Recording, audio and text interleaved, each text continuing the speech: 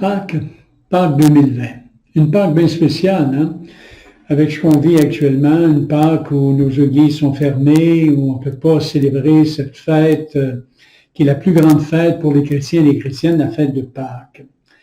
Mais on est ensemble aujourd'hui, heureusement, par l'écran.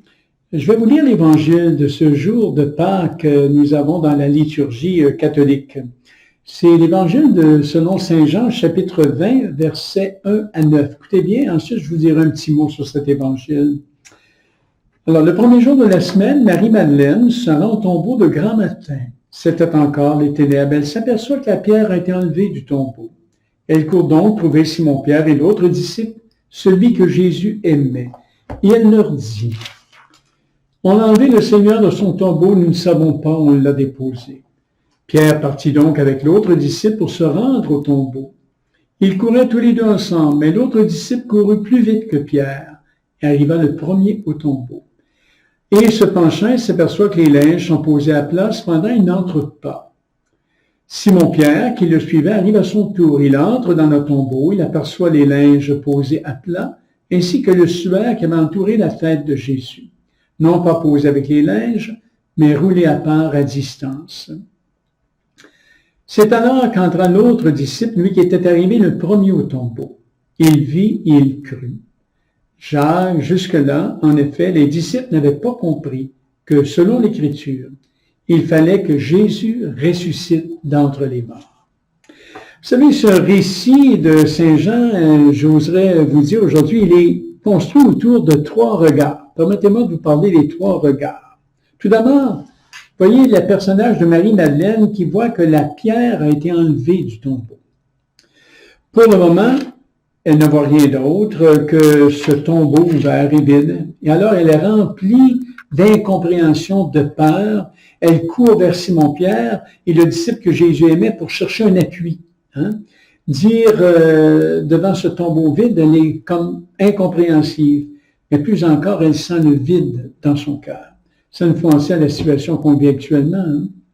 Et ce regard-là est souvent le nôtre aussi. Devant une épreuve, et quand nos repères affectifs disparaissent et que nous expérimentons ce vide-là, on sent qu'il y a un silence de Dieu. Nous sommes nous aussi devant un vide.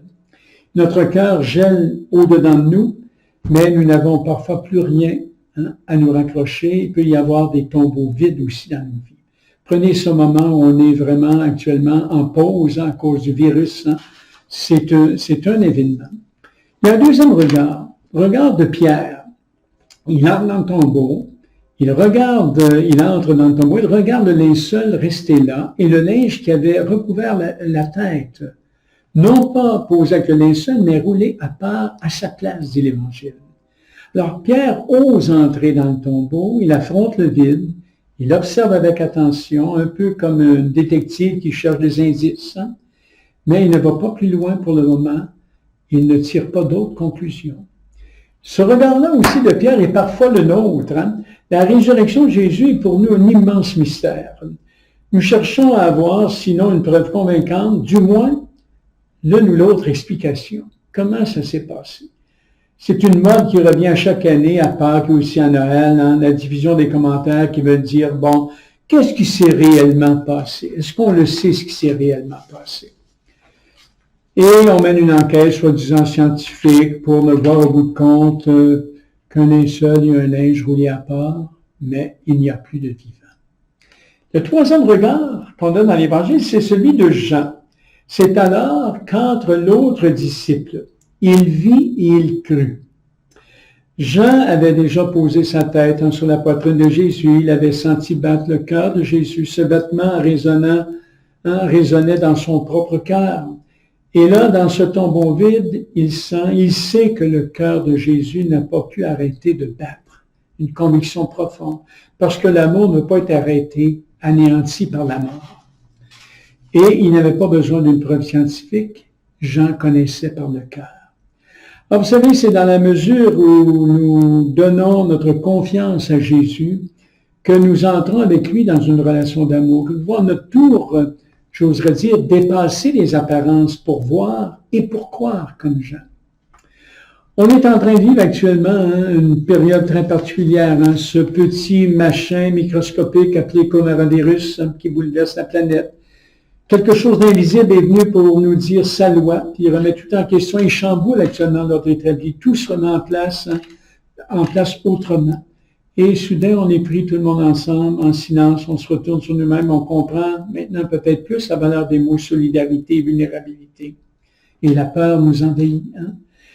Plus cela, aujourd'hui, ce qu'on est en train de vivre en cette Pâques 2020, nous savons réaliser la vulnérabilité des êtres humains que nous sommes, qui cherchons à habiter. On va aller sur la planète Mars. On se croit fort, on serait prêt à cloner des êtres humains pour espérer vivre éternellement, mais finalement, on se rend compte qu'on est très fragile. Puisse cela servir aussi à regarder la limite de l'intelligence humaine face à la force du ciel. Il suffit de quelques jours, on le voit, on est dans ces jours-là, pour que la certitude devienne une incertitude, que la force devienne faiblesse et que le pouvoir devienne solidarité et concertation. Rendons-nous à l'évidence, les amis, en attendant la providence. Interrogeons notre humanité actuellement dans cette mondialité à l'épreuve du coronavirus. Et je voudrais dire, restons chez nous et méditons sur cette pandémie. Et aimons-nous vivants. Vous savez, se dire aimons-nous vivants, il y a quelqu'un qui nous donne la vie. Vous savez, Jésus est un homme fascinant et les évangiles qui rapportent son message, certains événements de sa vie sont des livres témoignages fort émouvants sur les enseignements de cet homme historique.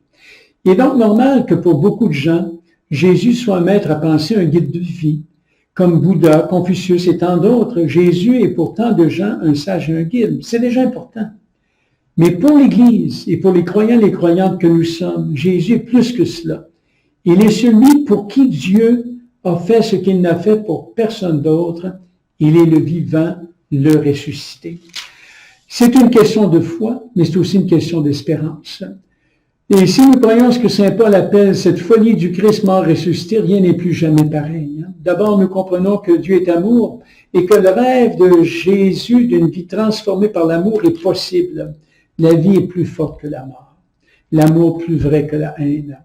Vous savez, chez les Juifs, le mot Pâques veut dire passage. Pensons à la sortie d'Égypte, etc.